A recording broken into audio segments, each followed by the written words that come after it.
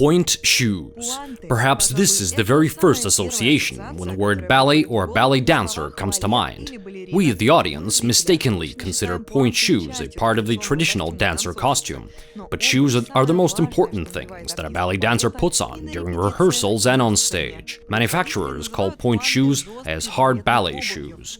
There are soft ones. They are ballet flats or slippers. Ballet dancers have been dancing in pointe shoes for over 150 years. Over the years, the requirements of the dancers themselves and the production technology have changed. For example, here are the pointe shoes in which Maya Plisetsky danced. And here are the pointe shoes of a modern ballet dancer. You see how they differ in shape and width. Orthopedists say, over the past decade, people's feet have become wider and their muscles softer. Therefore, the pointe shoes have changed. Today, we've learned the technology according to which the main attribute of classical dance is made in the 21st century. The full cycle of creating pointe shoes takes about 2 weeks. It all starts here in this workshop. Satin canvases are cut out for shoe details. By the way, the usual color of pointe shoes, it's called ballet pink in the professional language. It was developed and patented by the Russian company. Brilliance and a shade are ideally combined in this color. These pointe shoes do not flicker under the lights and visually lengthen the ballet dancer's leg. Then the material goes to another workshop, where the masters, or rather craftswomen, make the upper part of pointe shoes. Blanks are tried on special shoe trees. According to them, the seamstress measures the openness of the future pointe shoes and their width. They're trimmed and edged according to the desired size. Before our eyes, this work is performed by Olga Monachova. She's an experienced master. She's been at the factory since 1992. This is how the workpiece looks like. Here I have edged it. I put it on the shoe tray. And what shoe tray is this? Here we have the 4th width. There are 5 types of shoe trees in our company, from the narrowest one to the widest one. They're further subdivided into market types. For example, Asian feet are wider, while European ones are narrower. China, Japan, and Korea, they prefer smart pointe shoes. These are new pointe shoes. They're wider. They're adapted for wider feet with a low footbridge. The width of the future pointe shoes affects the size of the voluminous workpiece, which is formed in the next shop. A master tightens the workpiece onto the shoe tray, giving it a volumetric look. By the nature of the laid-down folds, it's possible to determine who the master was. Before the advent of the factories, the pointe shoes were made in workshops at theaters. At that time, masters knew the individual requirements of every dancer.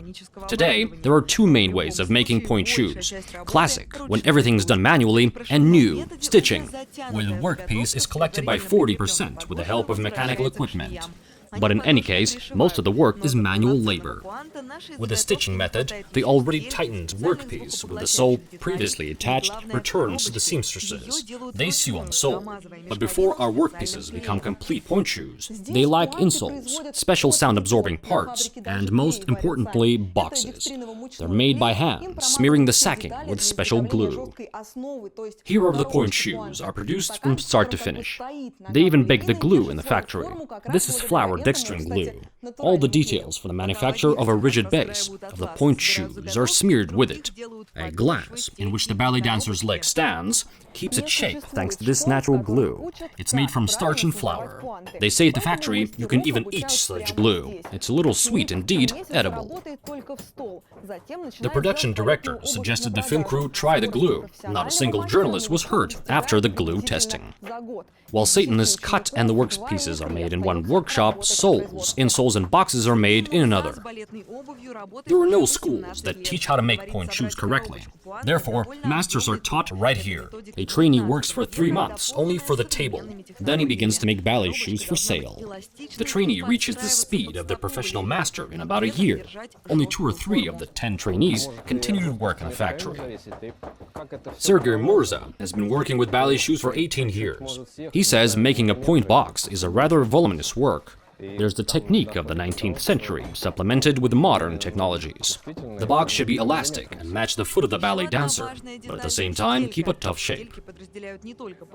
Here it can depend on the stiffness of the sacking and how everything is laid. That is, if it moves just a little, just a millimeter away, all of this will be felt.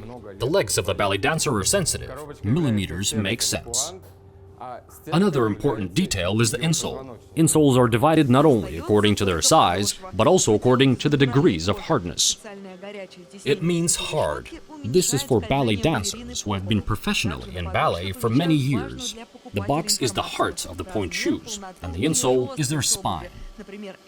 Only the sole remains. It's made of genuine leather. Special hot stamping in the form of a lattice reduces the ballet dancer sliding on the floor. Important information is also marked for the buyer on the sole, the size, width, and hardness of the shoes. For example, this sole is for a pointe shoe of medium hardness, M. A qualified ballet dancer, I'll explain why she can dance in M and H shoes, and even in home slippers. And a ballet dancer who is not so long in a ballet, for her M, medium, will be very hard. We have SS, super soft, medium. That is 3 more hardnesses before this one. All the elements are transferred for the final assembly. Alexander Koshelev, a master of the classical method of assembling ballet shoes. This fully manual production method is called Altan. I pin the soles to the shoe trees. Then I put the work pieces on the shoe tree. I make folds, and then I sew it. It takes an experienced master about an hour to make one pointe shoe by hand. Everything's important here, even the face with which the stitches are tightened. Therefore, there are no women at the final assembly stage. Only men have enough strength to tighten and turn out the shoes. The final stage is balancing. The master checks the pointe shoe for stability and sends it further. And at last, pointe shoes are baked. Pairs of hard ballet shoes spend 12 hours in a drying cabinet. But before they get to the customer or buyer, pointe shoes are subject to a strict control. The control indicates under the edging the tape of the month of manufacture, year of manufacture, model, hardness, master, and his unique number, a kind of passport for the shoe. That is, a ballet dancer can even recognize her master, who made this pointe shoe for her. That's right. Pointe shoes are ready, and some ballet dancer uses special inserts to dance more convenient with them. There's a notion that a ballet dancer must feel pain when dancing. Both pain and disfigured legs are the norm. In fact, this is not so. The requirements have changed now, because the dancers have become more sensitive to their own health. Silicone liners can minimize the feeling of friction, or there are liners that are laid specifically between the sole and the pointe shoe so that there are no clavii. The Russian company supplies pointe shoes to 75 countries and is among the top 3 manufacturers. This means that they make decent shoes for the best ballet school in the world. Olga Bubnova, Vladimir Bragin, TV Bricks.